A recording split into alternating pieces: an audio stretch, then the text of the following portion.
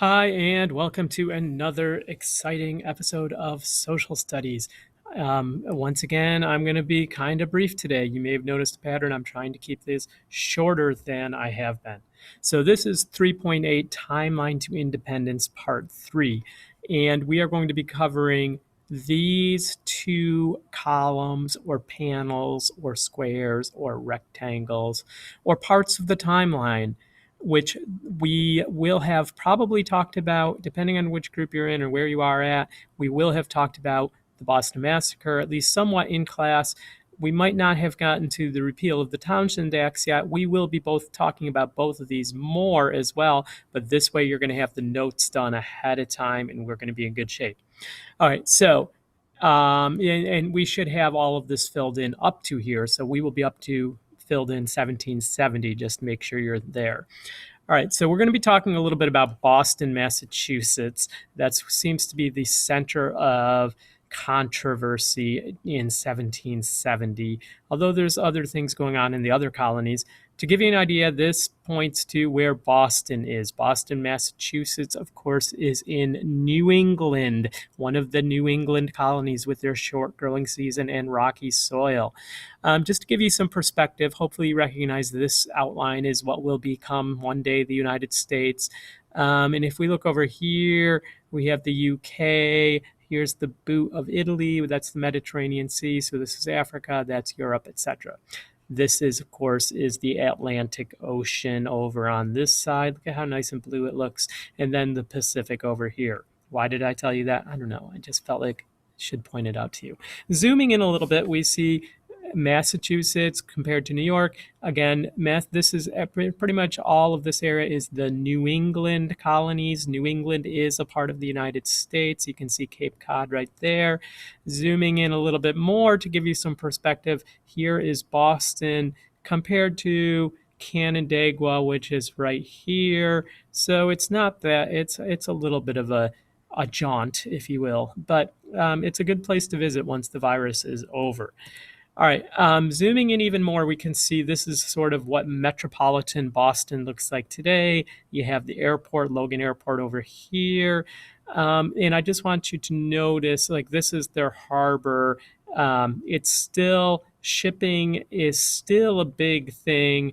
Fishing, shipping, all those things that were important in the New England colonies are still to some degree important today. But look at the shape of this land mass as it exists today compared to what it would have been like in colonial times.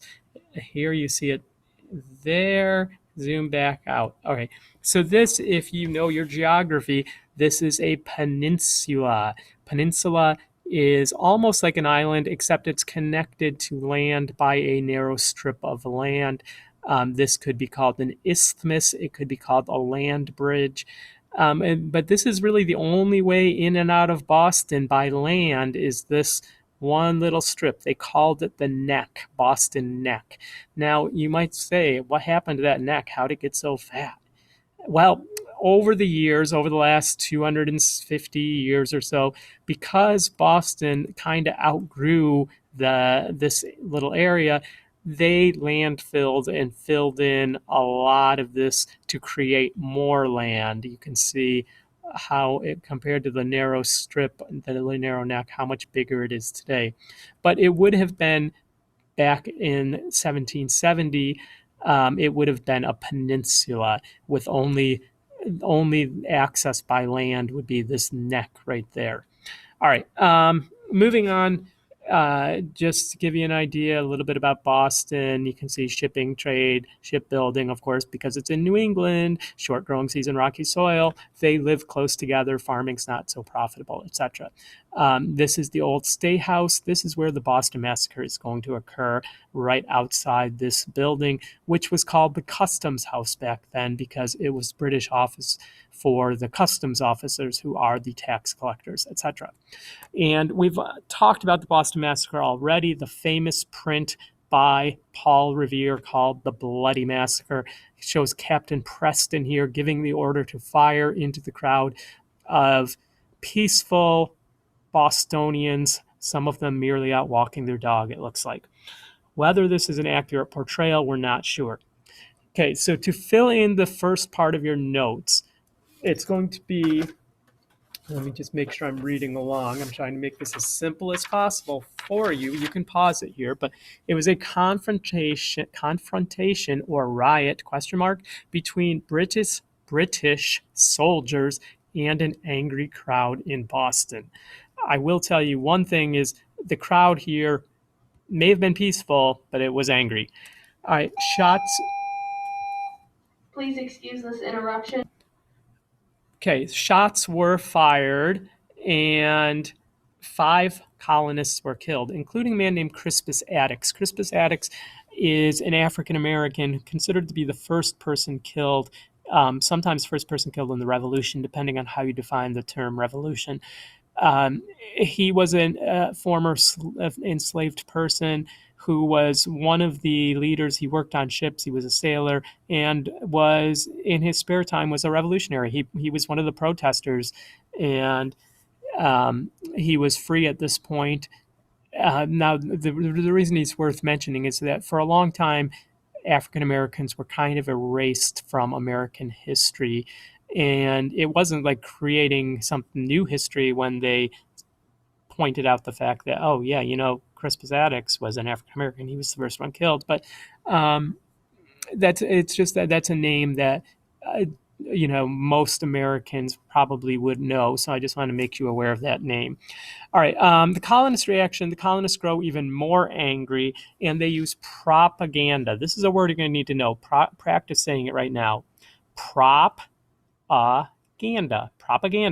All right. And there's a blank down there for you to write what propaganda is. Don't just hold off. I will promise you, I will tell you what propaganda is. All right. Propaganda to convince other colonies to join forces against the British king and soldiers. So this sort of, Please excuse. All right. I cannot avoid interruptions, apparently. It's either the phone or the announcements. I thought I was alone at school pretty much and wouldn't be interrupted, but there you go. All right. Moving onward, hopefully, without further ado, if it will let me. Why aren't we moving here? All right. This is a print that was printed by the Sons of Liberty. If you look down at the bottom, it says Sons of Liberty broadside on the death of 5 young men who was murdered. That means murdered on March 5th of 1770 by the 29th Regiment. These were printed and posted around Boston. Now, just the language saying, days later, before there's been any trial or anything, they're claiming these people were murdered. Whether or not it constitutes murder is generally considered an intentional killing of somebody. We'll get into that. But propaganda. All right, here's one definition. I will give you a slightly easier one in a second. But propaganda means information, especially of a biased or misleading nature used to promote or publicize a particular political cause or point of view. All right, this is what I would write down. Spreading information, maybe exaggerated or untrue, to convince people to join a cause or to take sides.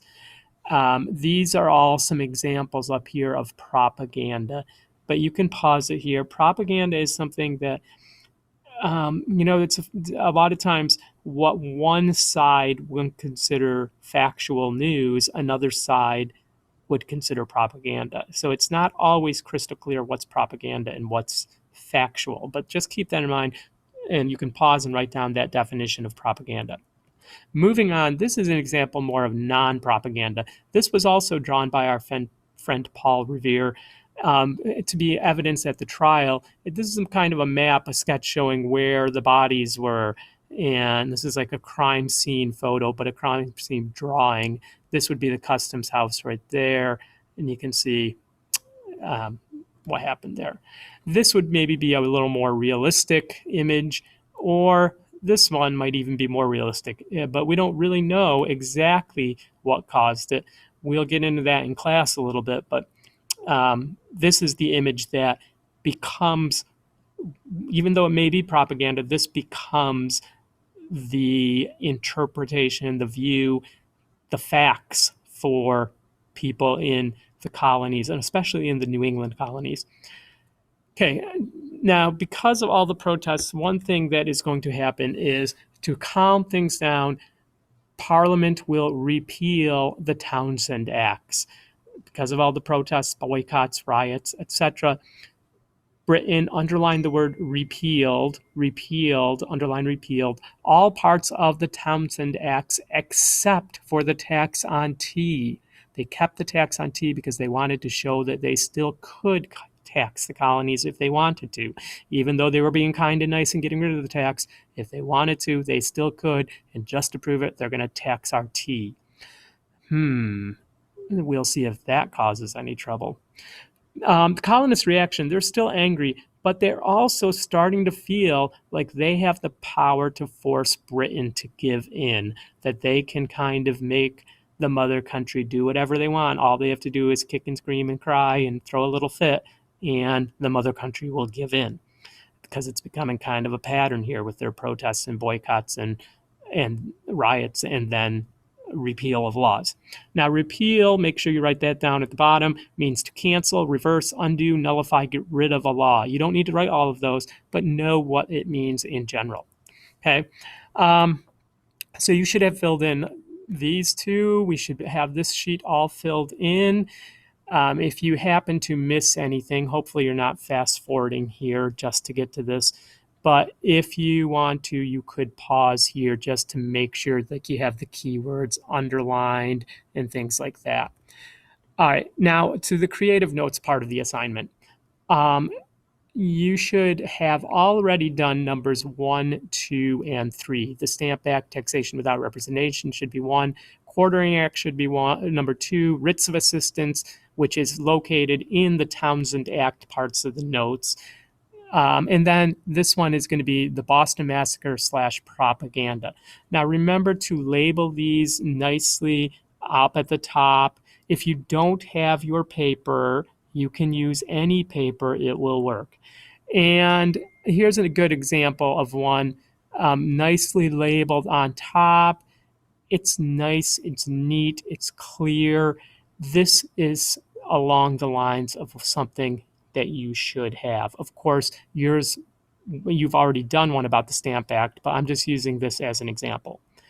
All right, and that is all we have for today. So I guess just enjoy your work and have a nice day.